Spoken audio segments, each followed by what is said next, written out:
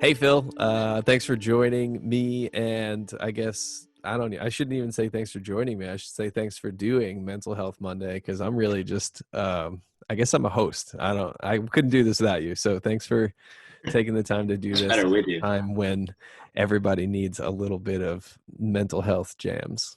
So hey, it's been a week since we've done this. How are you feeling? Another week of quarantine. Yeah. Um, I don't know. I'm Dude, feeling can it. we just can we, if we put our hands up like this, is it like we're doing a high five? Can we do that? Ah, Yeah, that's cool. I miss high fives and hugs and all that good I stuff. know, man. I So know. When I know when you're I feeling that too. get on the phone with my kids, they like it when I eat them. So on the phone, so they want me to do it over and over again. You know, over and over again. Oh man. Yeah, I think we're all getting a little needy for just like Human touch. contact, human contact, right? You had said so. We were in. So I think a great spot for us to kick off Mental Health Monday today. Like you had said something really cool in staff training about social distancing, and maybe how that's like maybe that's not the right word for it. Mm, You want to talk about that a little bit? yeah, yeah. I think it's a poor term for it because social distancing, I think the reality is what we're aiming at and what we're doing is physical distancing. We're physically distancing, and that's the extent of it because the last thing we need right now is to socially disconnect, socially distance ourselves. If anything, we need to press in socially and find new routines, new rhythms of just getting together, even digitally or making contact. Finding ways to be intentional and pressing in because if we do nothing, if we just stand still on it, then we will disconnect. That's the default without intentionality. So, yeah, and I think it's the wrong term. Have you felt like you're seeing anybody or even yourself like any good rhythms that are helping to just step in terms of we keep talking about not having the social contact, but we can be, so like you and I are being social right now. This is filling a little bit of a gap. That's not the same, but are you seeing anyone else who's really kind of crushing it in terms of the healthy rhythms in this crazy time? Mm. Um, you know, I think right now, if we're talking about social rhythms, it's one thing, but I think in general,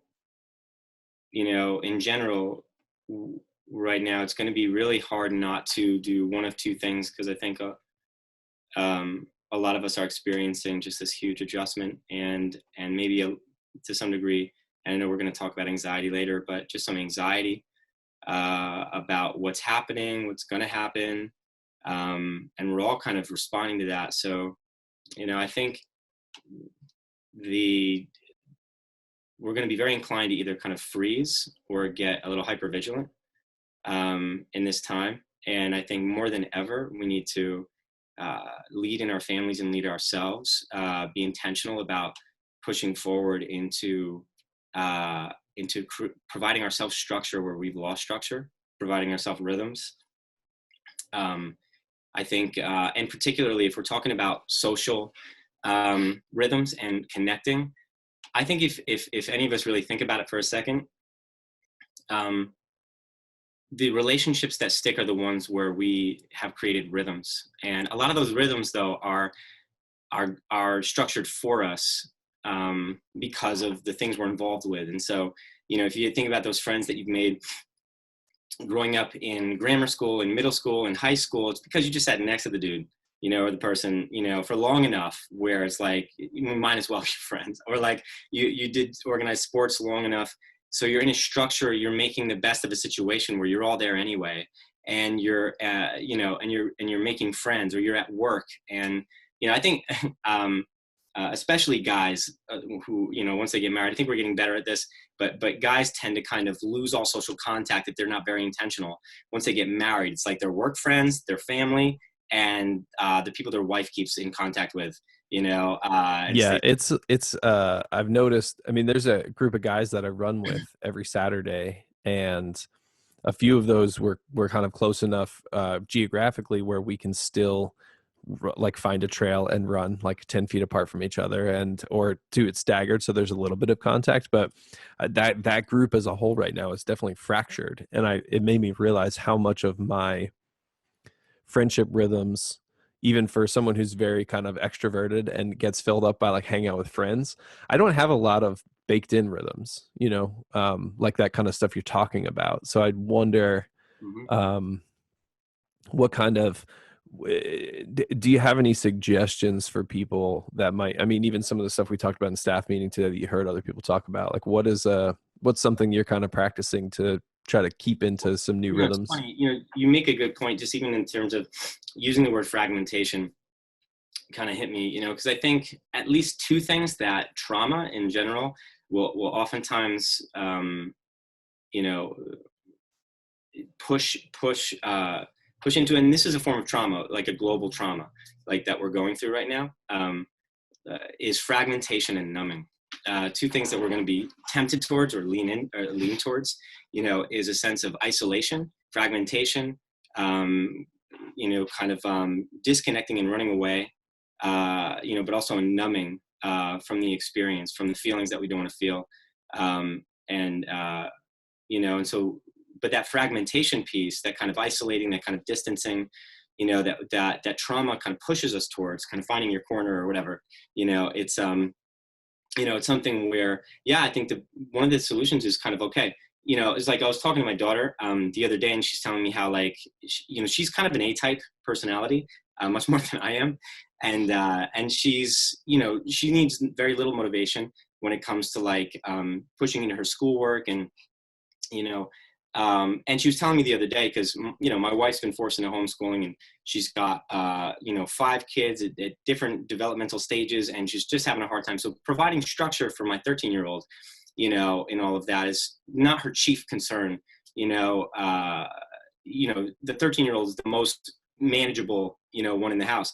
And so just talking to her, and she's telling me how she's having a hard time because just doesn't have structure, and she's not sure when to do what and what to do where. And we were just talking about how, for all of her life, she's had external structures imposed on her, and she's worked well in Mhm. that, being organized in that, but for the first time, maybe in her life, she has to take what she's learned from those being imposed on her and implement a structure for herself to work within, to the best of her ability, because her mom can't do that for her right now. I mean, she's doing a bang up job.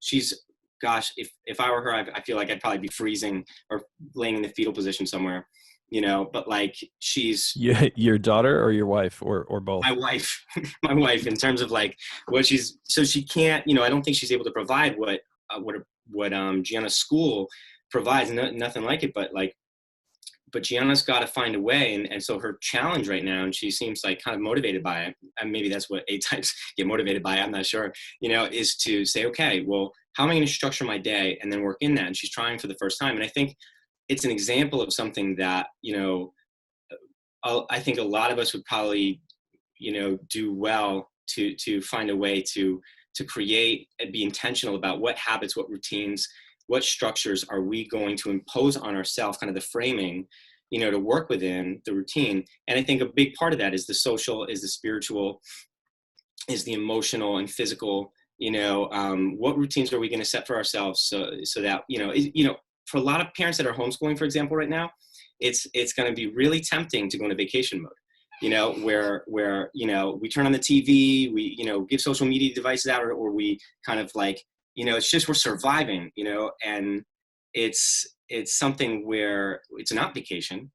We've got to school for the rest of the year, which is ridiculous. And I think providing a structure to maintain habits and build, um, for our physical exercise, for with people, an inner circle of people that, okay, if I don't, you need to schedule a time, in my opinion, to meet. I think if everybody that was at my wedding party when my wife and I got married, and every one of those, if I think back to it, we had for some period of time, like an hour coffee meeting, like once a week for a long time, and they those rhythms in the traumas of life, the things that came up that would normally disrupt it, if there wasn't a schedule there, we wouldn't have seen each other, kept us meeting because we were committed to that schedule. And I think that's a really wise thing I think oftentimes men really love it to have like doing relationship. I've heard oftentimes there's kind of two main styles. We do it like this or like this. Men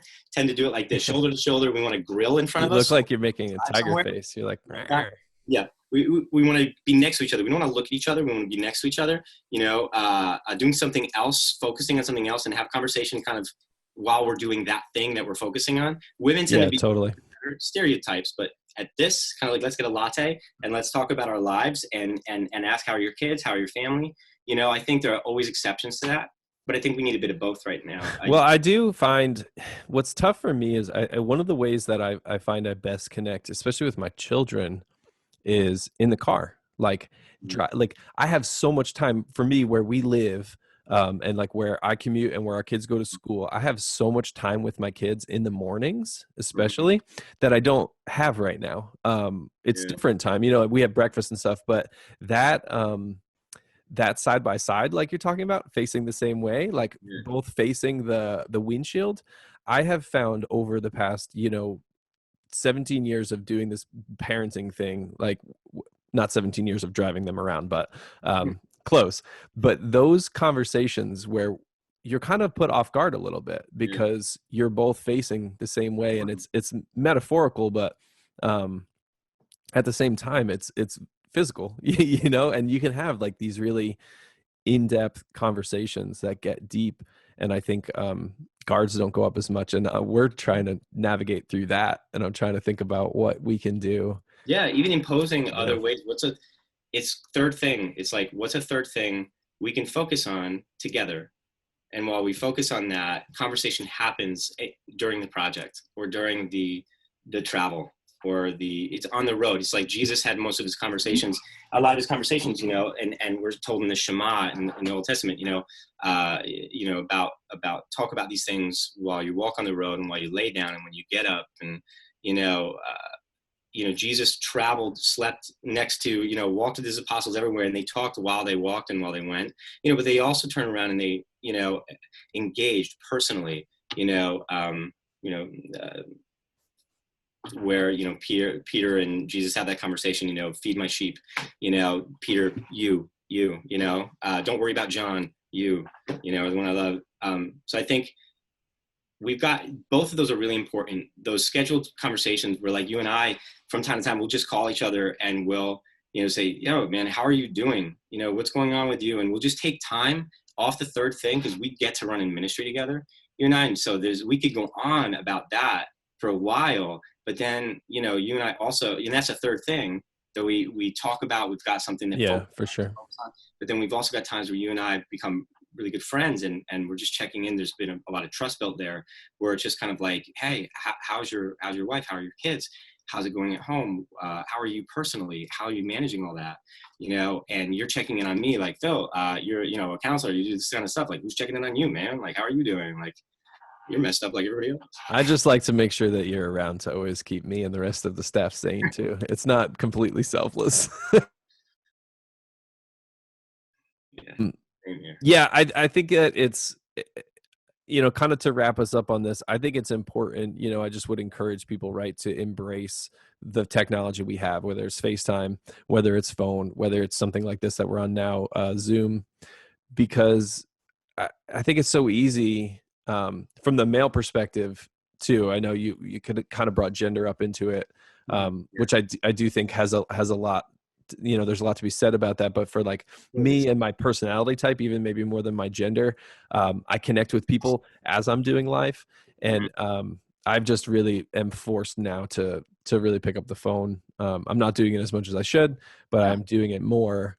Um, because it's so important, man, because you're right. Like when you said that this morning about social distance, we cannot afford to, like, when we look at the gospel and we see how much God has created us for community and relationship and partnership, we cannot afford as Yeah. individuals right now to Yeah. be socially distant. Yeah. In Um, fact, more than ever, one of the things that also came up, more than ever, I think the church, the body of Christ is being we're put on display, like publicly in a lot of ways right now. And, if we're known by our love for one another, then what we I mean, I would think that we should be leading the charge. If we are especially good in anything, we've been being trained for anything, it's how to relationally love each other, love Jesus, and love each other.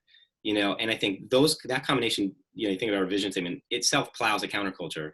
To just do that well, and to be engaging each other, to be pursuing each other in ways that are out of the norm, that look different. Um, yeah, I mean, we could talk about this all day, but I think Yeah. again, just start some rhythms, guys. It's going to be good for you, and gals, but guys in that New Jersey sense where it means everyone.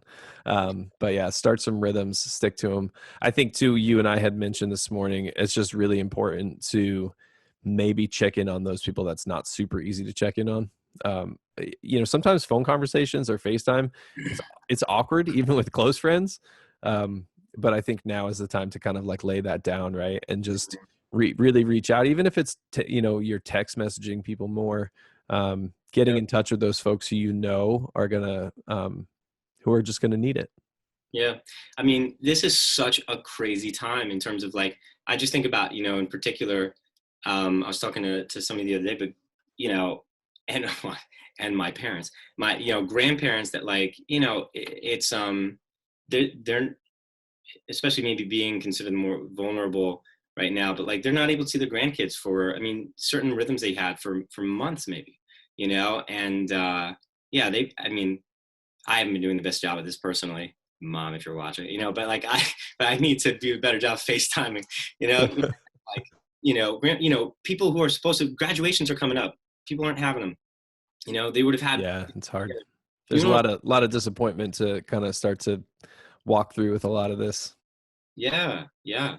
In terms of just normal things that aren't there to gather family, to gather friends, and so, but yeah, thinking about particularly those people that are not tech savvy, and thinking about people that if we don't remember them, we'll get lost in this and isolated. And yeah, to be trying to make a special note of Cool. reaching. So before we move on, so we kind of said don't allow people to tell you that you need to be socially distant, right? That's important because this is social. Yes.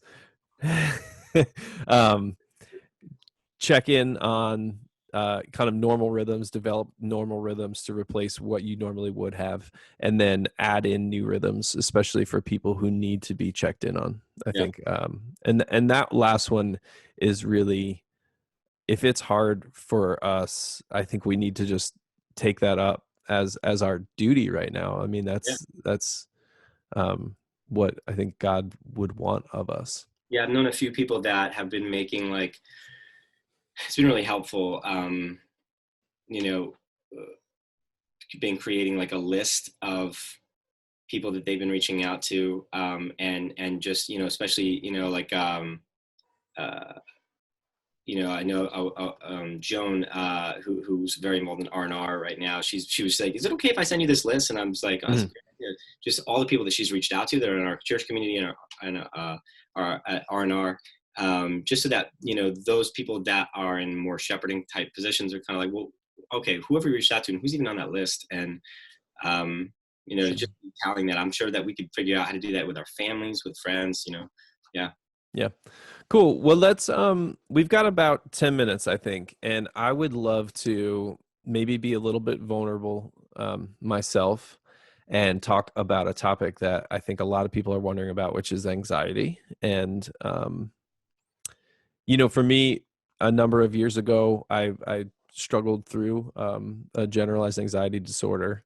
mm, So things like this, uh, I almost get anxiety about getting anxiety again, which I think is pretty normal. But I think there's a lot of folks who maybe have never experienced real anxiety, um, or like say a panic attack or anything like that before. But now we're in this world where everything is kind of thrown into upheaval.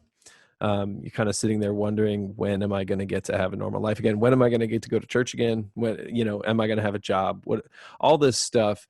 Um, so the word anxiety is now in everybody's kind of normal vernacular. And for me personally, I'm kind of vacillating right now between, being anxious over my loved ones, potentially getting sick, and then just kind of like being overwhelmed by the greatness of God through all of this, the ways we all get to stay connected and care for people and all that.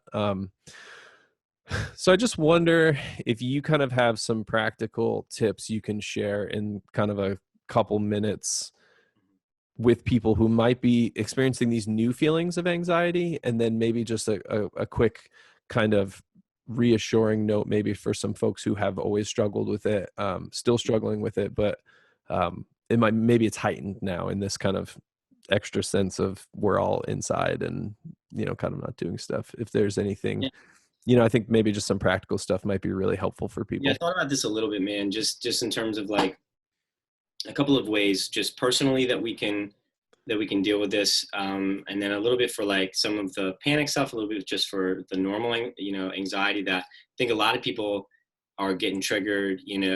Just there's a lot more triggers out there, a lot of things that can kind of set us into anxiety that maybe didn't exist before for people. Just in general. So how do we deal with it personally? And then also, what does it look like to be there for our loved ones who are experiencing anxiety?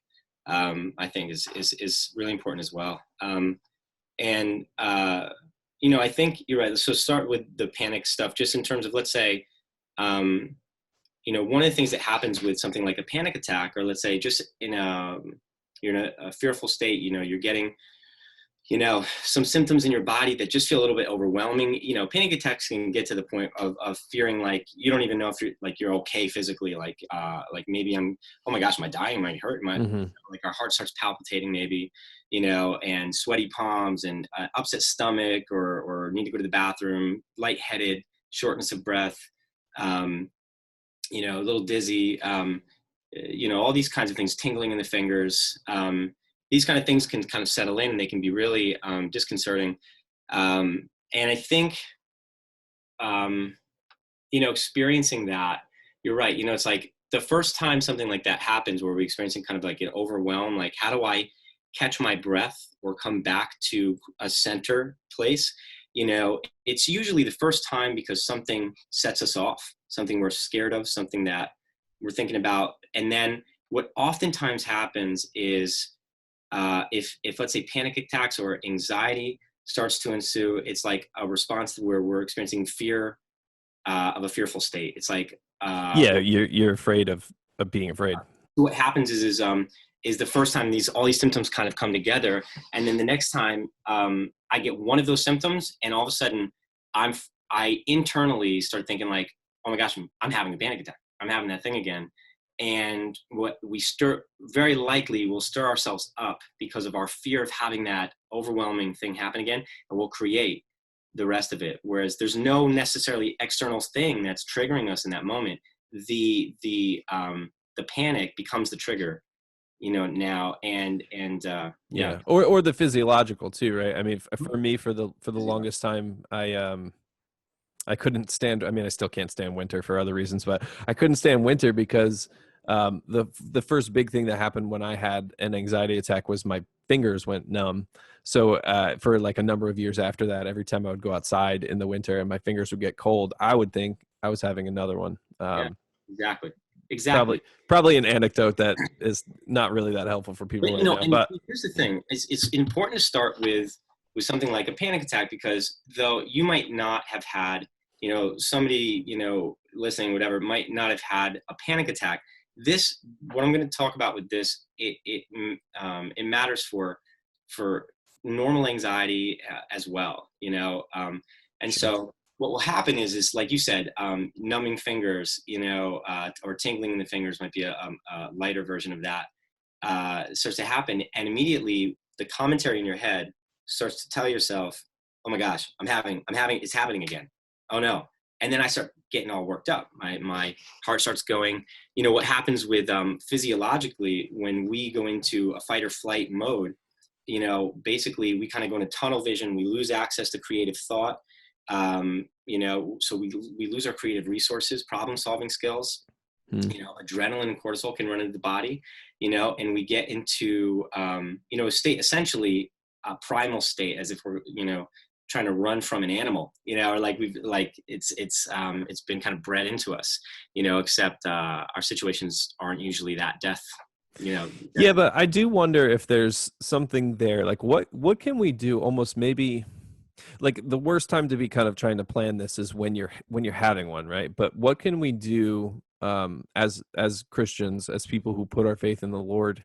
Um, what can we do that not to usurp that primal instinct, but almost like to create a primal instinct of our own when that kicks in? Is there anything that we Yeah. can do, like memorization wise, verse wise, prayer wise, to kind of combat that? So a couple of things. I'm going to start with the practical, but I think in not just the practical. I think the prayer side of things and the way you're framing your theology matters more than ever. During these times. Mm. What your expectations of God are and whether they're biblical or not. Can set you up for real disappointment, or to cling on to Him based on what He's promised, what He hasn't promised. In this. So you're Hey, framing. before you start, just so you know, if we do, I think I have Zoom set up right to not cut us off. But if we do get cut off, because this is big and I think people want to hear it, if we get cut off, just put a pin in it, and I'll just call you right back, and we'll pick it up, bro. Sure. Hopefully that won't happen, but Yeah. So framing matters, but the first thing I would say is you want to, when it comes to your anxiety as it comes up, what I'd say is the technique is this: you want to be a video camera, not a commentator. hmm, Okay, so that's step one. It's kind of an awareness of what's going on. And so what you did when you experienced a numbing in your fingers was you became a commentator. A commentator judges and gives opinions and projects. And so you said, "Oh, I'm feeling this. That means I'm having this. This is what's going on." You're providing commentary on the situation and coming to conclusions and judgments. And so think about if you're watching like a football game or a sporting event on TV. If the volume's up, you're watching. hmm. Every play that they're commentating on every little thing. This is the projection of here's how the team's going to do. This is why they're running and not passing. They're really a running team, and they shouldn't pass because they think of passing. And this is what's going to be happening with this player, and this is why he's sitting on the bench, and here's why he's sitting up there, or in the game now. This little segment was brought just specifically for everyone who's been missing sports, by the way. Yeah. So commentary wise, they're judging and giving opinions and projections about everything, but mute the volume for a minute. And what do you get? You get just a moment by moment, play by play of just details and objective information, just scanning by, of fact by fact, what is happening moment by moment, without any opinions about what this means for the future, about any opinions about the why they're doing what they're doing. It's just right now they're running, now they stopped, now they're passing, now they're huddled. That's it. One of the best things we can do when we're experiencing symptoms that remind us of panic, or that can trigger us, is to simply be a video camera, not a commentary. Turn mute on the commentator, or at least don't give so much mind to what this thing's doing. Hmm. So when you get those, numb fingers, the first thing you do is you stop and you say, instead of saying, "Oh my gosh, I'm having a panic attack," say, "Oh, my fingers are numb." Right. Detail. My fingers are numb. Oh, but then we go to fact check, to dissolve kind of the panic. We say, well, let's check the facts. Well, I am outside and it is winter. They're numb for a reason. Okay, let me put some warm, water on them, or let me kind of bring them in, and okay, they're getting a little bit warmer now. Okay, look at that, they're getting a little bit warmer. And it's not giving credence to this. What does this mean, and why is it, what does this mean for me, and things that I can't really know. It's not getting ahead of myself. And so, same thing. If I'm getting shortness of breath, I think, okay, right now I'm a little short of breath.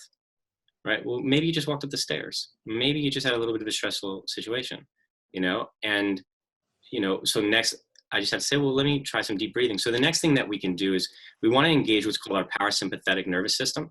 And this is really the brake pedal.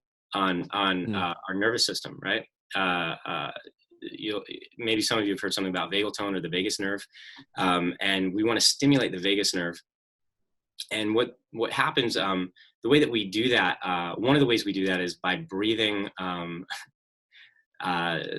call it like a belly breathing. Sorry, not Buddhist here, but it's just like, you've seen the big belly. No, it's yeah, you gotta fill the whole kind of Right. So we yeah. deal with the top third of our chest, the kind of breathing usually, and that doesn't engage our parasympathetic nervous system. So one of the best things we can do when we're starting to experience anxiety is, number one, not get ahead of ourselves with our thinking. Bring facts back into the Right. situation. So check the facts. Um, Awareness. as a video camera, not You as a know, commentator. check the facts. Maybe there's a reason I'm feeling this right now. Just check the facts. But just stay moment to moment, and then let's find a way to engage our parasympathetic nervous system. To engage, do some deep breathing, belly breathing. So one of the ways that I'll do this is, maybe you sit and wherever you are, maybe you put your hand on your belly, and you breathe in through your nose. I'm gonna do it while you're Yep, you breathe in through your nose, and I usually like to say with a gentle breath,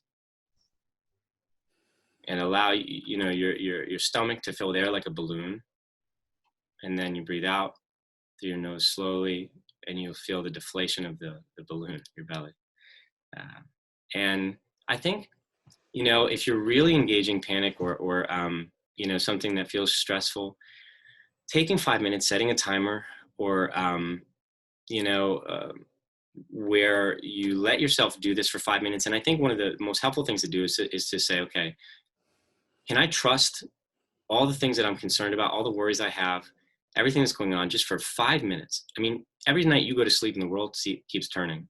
You know, God is in control. He can handle your problems better than you can. So for 5 minutes, giving yourself permission, we talked about it a lot in these things, to be a human being, not a human doing, to simply be his child, to trust him, to give your concerns and worries to him, to hand those over, and to be present with him, and simply have one thing to do in his presence, which is just breathe, just be. It's just to take 5 minutes and give yourself that gift. Be kind to yourself in that way, and you know, Yeah, I think it's really important to note too that this is not just for someone who's having an anxiety attack either. I think that time, we've talked a lot um, through you and I over the years, just talking about these kind of different breathing techniques and some meditation stuff, and then we got to write about it a little bit in the Lent books. But one of the things that you had taught me a while ago was kind of the box breathing, where you're breathing in for 4 seconds, holding it for 4 seconds, out for 4 seconds, and then waiting 4 seconds for that breath in again. Um, and one of the things that I did was, after you and I talked about what it would look like to, say, meditate as a Christian, setting that timer, like you said, 5 minutes, doing that breathing, but kind of on the in breaths, it's just silently saying to myself, like, Jesus, my Savior, and then on the breaths out, like, Jesus, my Lord. And that time was so instrumental for me to, like, work through things. And now, when I don't have those kind of issues, or I don't have that anxiety, that time, when I do it, is so grounding. It is so, it reminds me in the morning of who I am in God's plan. You know what I mean? yeah, And I just think that people need to kind of, if you're feeling this stress, you're feeling this strain, maybe that's, like you said, the brake pedal, even more if you can develop, because our mind changes, our brain pattern, uh, it changes based on the habits that we form. And again, we want to stimulate the vagus nerve. And so the more we actually just take time to slow down. And I think that's another thing, is one of the practices that we can do is, whatever you're doing, no matter what you're doing, another thing would be, okay, can you slow it down a couple notches? Just slow down. Hmm. So you're running around, you got things to do, or things that you're trying to do with the kids, you're cooking, or you got work to do. Can you just slow down and try to take it one thing at a time? You can only focus on one thing at a time really well anyway. Just slow it down. you know yeah, I think, but those routines, a routine of stimulating that vagus nerve and engaging that deep breathing. Another way to do it, actually, it's pretty cool. is through music. So Hmm. another way to stimulate the vagus nerve is through listening to music that really soothes you. Um, and so you want to make sure it's the kind of music, and it's kind of different for different people. I know there are kind of people out there that suggest this or that. I don't really have any suggestions, on it, but I think that it is soothing and calming for you. I think is important. That can also stimulate, that nerve. That's why you have those videos of like, and maybe this is more engagement too, but well, I'm thinking actually maybe a different topic with each other. But yeah, but another way to stimulate the nerve, and I think it is the difference between Eastern. When you get into meditation, some people are like, it's a trigger word for them, especially in conservative Christian cultures. Sure. It's like, oh my gosh, like, okay, what are we talking about here? Hold on. Not only is meditation kind of like chewing the cud of scripture, like a cow, like over and over again, like, I like that idea of meditation, but it's also, the difference between Eastern meditation and what we're talking about, Christian meditation, it's biblically, Christian meditation would be biblically informed, it remains in the construct and the framing of the Bible. And it's also, it's an I thou thing. I'm sitting here in the presence of my living God, of Jesus Christ, of God. I'm Eastern. When you get into the Eastern stuff, it's more this kind of meditation on emptiness, and it's kind of this I'm one with, or it's like this. It's not an I thou thing. It's I'm one with, or it's an emptiness thing. We're just saying, let's be present with our Savior. Let's be present with Jesus. Be physically right here, right now, and not 10 other places. Real quickly, I want to touch on just what does it mean to be there for my spouse or my family member. Yeah, I'm going to give you 3 minutes on that, and then we got to wrap up.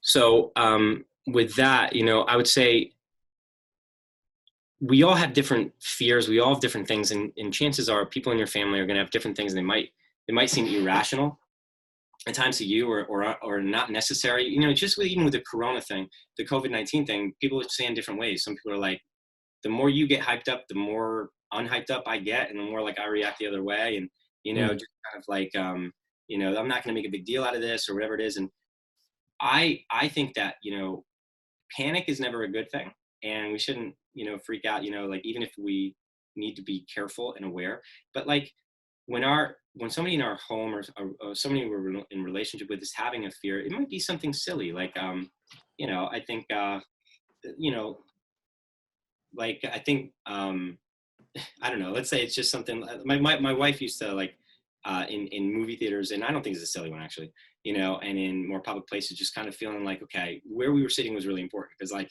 you know especially when a lot of the shootings were going on, because Yeah, like, this is not an irrational fear at all. no, not at all. This is It's total. not a silly one. But I think, but to somebody else, it might be like, oh, come on, it's not going to happen to us, or whatever it is. Yeah. If you are feeling, even if you're feeling like somebody in your house, like what you're not experiencing the same anxiety, I think it's just, you don't need to agree with like how serious the fear is, or how, but it just looks like, what does it look like to treat as significant what they subjectively feel is significant for them. Like in that moment, if it's bringing stress to them, that's a physiological response. It's a physical response that they're experiencing to something, and maybe you're not having that. But I think just by valuing, kind of not belittling, or not downplaying, that, and treating what feels significant to them as significant, is very important. Yeah. It's I just, think a lot of people struggle to validate anxiety because they worry that it will encourage it. Do you yeah. do you feel like you've seen that?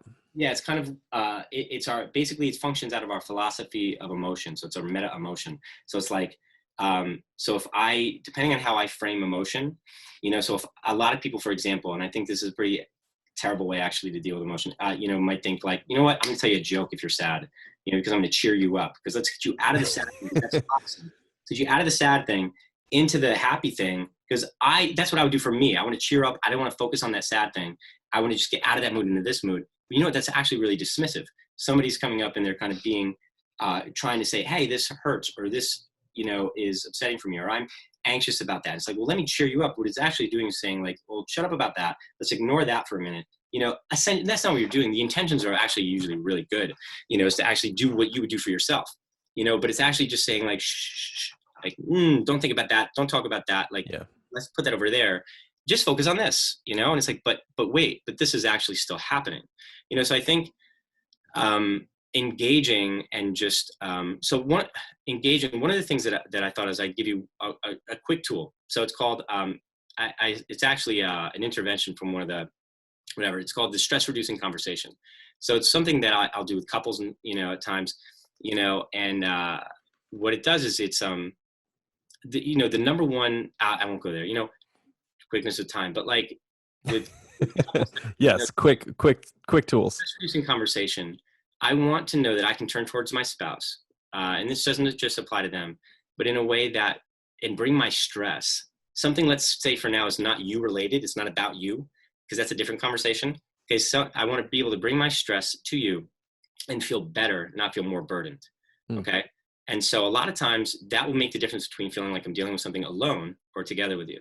Because if I feel like when I bring you a problem, I feel more stressed out after, I'm going to be more inclined not to bring it to you. And so just to stay private with it. And so what do we do? In that intervention, there's a speaker and a listener, and you actually want to give that person time. Let's say you give them 20 minutes, half an hour, whatever, to just say, what's going on with your life? What's stressful for you right now? And there's some rules. There's no problem solving during that time. That's a tough one for me. Yep. So no jumping into problem solving. At the end, you can ask, hey, do you want to try to work out a solution on this? And if they say no, back off, kind of thing. You want to tune into their emotional wavelength. There's no siding with the enemy during this time. An example of that would look like kind of, let's say if they're saying, well, I'm late all the time and I got in trouble for being late, and oh, my boss, he's a jerk on Zoom, maybe, I don't know.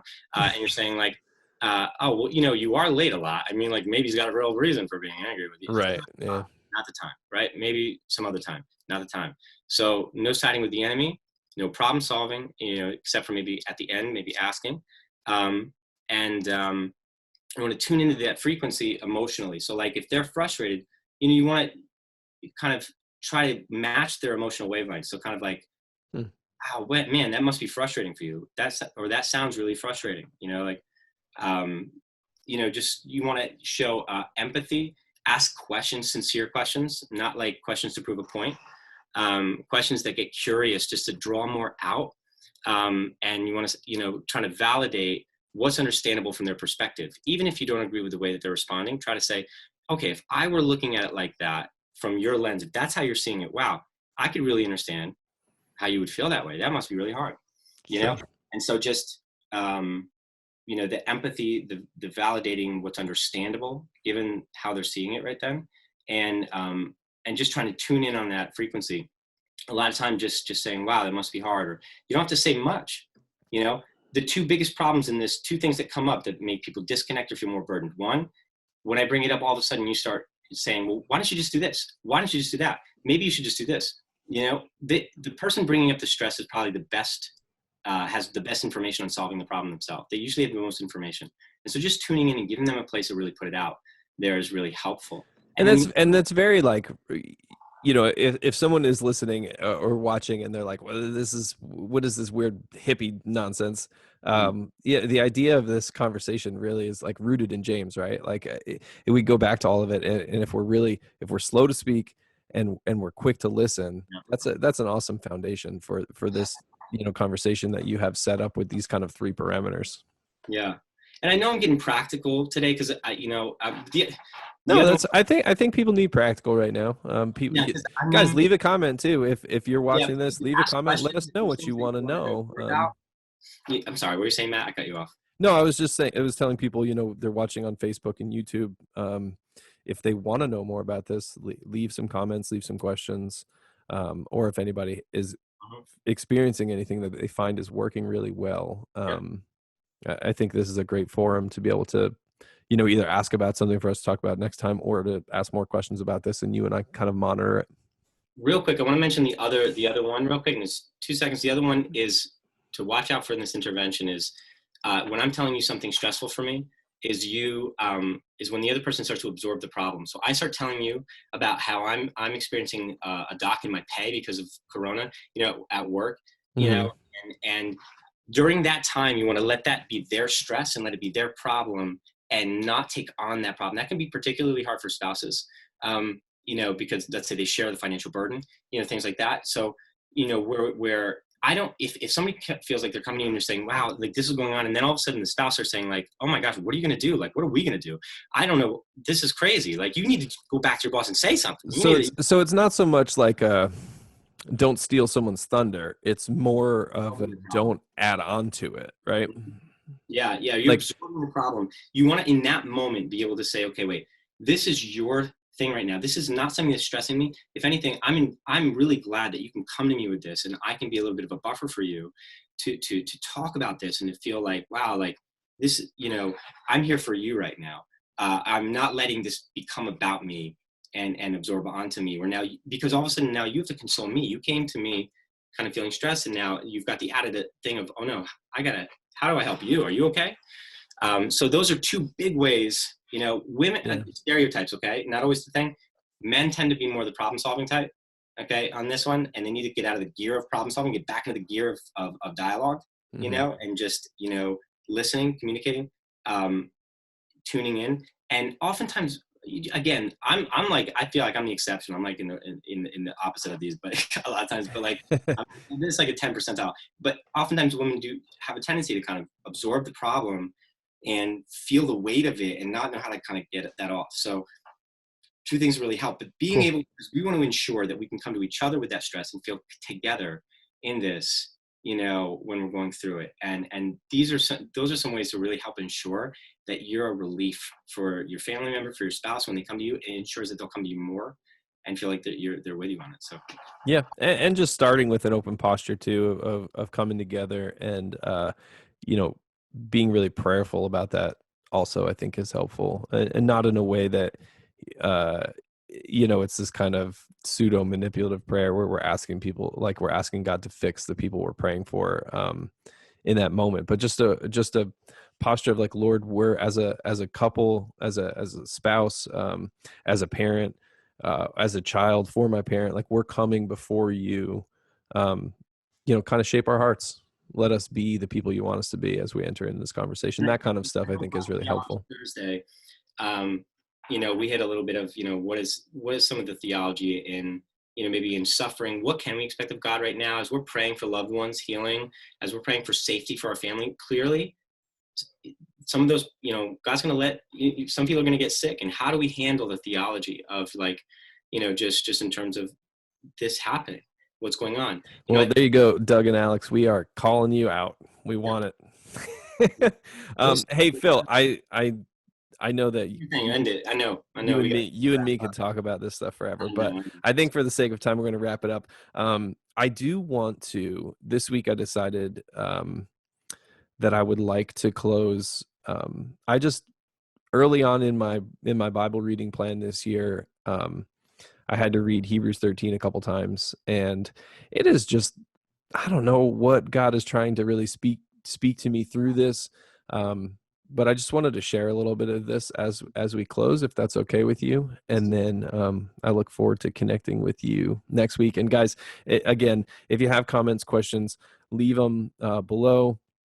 We will try to monitor them on Thursday, and then moving forward to Before you do that, let me say yeah. one thing, Matt, and that's just like we talked a lot of practical today, and I think and even comments wise, please give feedback. What is some of the scripture that you're holding on to right now, that you're meditating on and thinking about, that is helping to ground you in hope right now and in faith? I've been looking at Psalm 91, and just to look at, and also just Romans 8. Again, Mm. this idea that the Spirit when I don't have the words, the Spirit intercedes on my behalf. Because for a lot that's going on right now, I don't even have the words for it. And I think just looking to the Spirit for that. But please comment back. What are some of those scriptures that you're really leaning on right now that are helping you? I think we all need that encouragement. Yeah. Well, here's mine, and then we'll close it out after this. So, Phil, thanks. We'll look forward to doing this again. This is from Hebrews 13:5. Be content with what you have, for he has said, I will never leave you nor forsake you. So we can confidently say, the Lord is my helper. I will not fear. What can man do to me? Remember your leaders, those who spoke to you the word of God. Consider the outcome of their way of life and imitate their faith. Jesus Christ is the same yesterday and today and forever. And that just it hits me like real deep in there. And I think that's just what I keep going back to every time I do get those little bits of anxiety or fear or worry over this, that regardless of pandemic status or of my personal employment status or my personal health or my mood, um, Jesus is the same yesterday, today, and tomorrow. Um, and it's just that's the truth that we need to just stay rooted in. So, Phil, thank you. Everybody out there listening, thank you. And I look forward to high fiving and hugging all of you one day in the future. See you, Phil. Amen.